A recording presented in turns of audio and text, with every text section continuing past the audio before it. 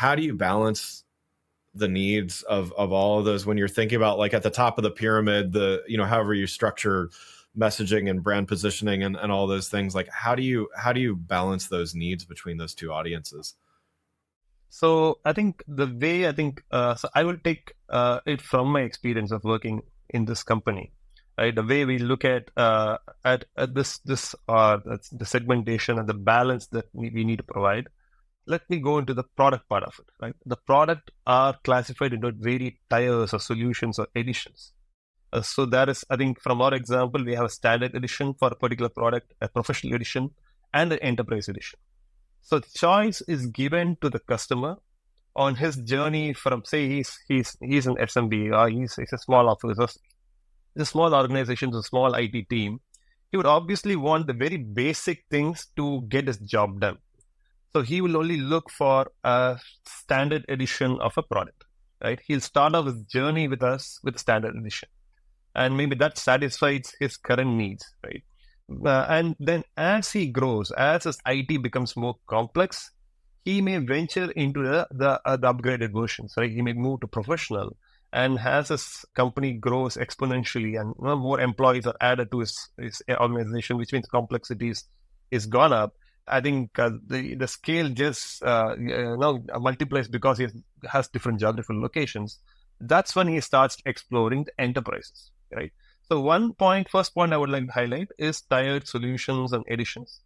And we promote it accordingly, right? Based on his life cycle, our promotions, we know that, so this particular organization with so much of employees is looking only for this basic set of features or products capabilities.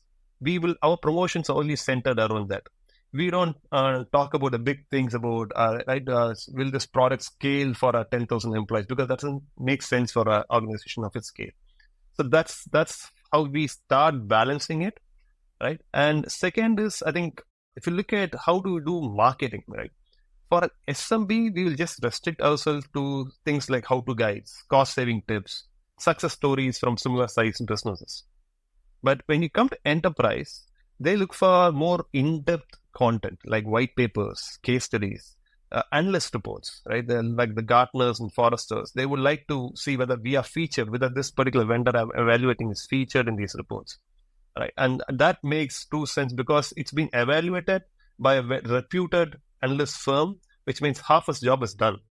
The next thing is about getting his team, multiple stakeholders in. Is just not a single person, as I told you, like in a small and medium business. It's multiple stakeholders that are involved, right? And they do a detailed evaluation for which, as a vendor, we need to supply all those materials as marketing messages, battle cards, and all this stuff.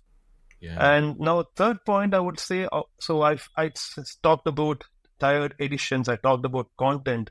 Then I would say, let me shift the focus on the communication channels. If you look at an SMB, I think from my experience, they prefer direct, straightforward communications. It could be your email marketing, social media, webinars, online content. Whereas an enterprise, they prefer to engage more through professional networks, right? Industry conferences. They need detailed white papers.